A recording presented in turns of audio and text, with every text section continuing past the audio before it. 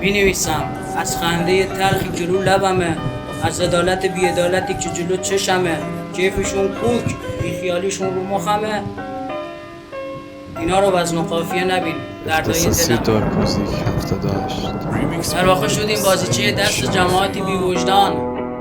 نسلای بد میگن چو بی ارزه بودن و هراسان، نمیدونن به گلوله میبستن چه آسان. بچه هاشون همه تو ترکیه، آمریکا و آلمان، به ما که میرسه میشن جانفدا و حامی لبنان. اینا تقدیم میکنم به جاوید نامان و بچه های پر استعداد ایرانیمون. ببین، اگر ذره خوشت اومد این لایک و فالو تو من ببینم تا حمایت شه و ما بقی ببینن. میدونی چی میگم؟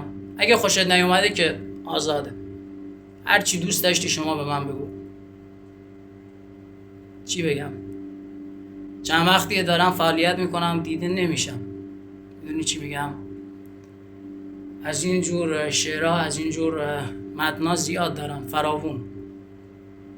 خست داشتم اصلا دیگه فعالیت نکنم چون پیجم بازدید نداره، حمایت نداره، ولی گفتم این واسه جاوید نامانه، به خدا قسم.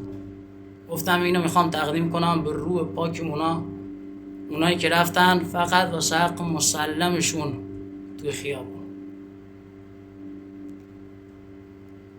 وقتی که واسه اونا بود، واسه اونا شد، گفتم بذار یه فعالیت دیگه کنم. هم اینجوری به خودم یه فرصت دادم، هم که شما نظرتون رو بگین. منتظرتونم.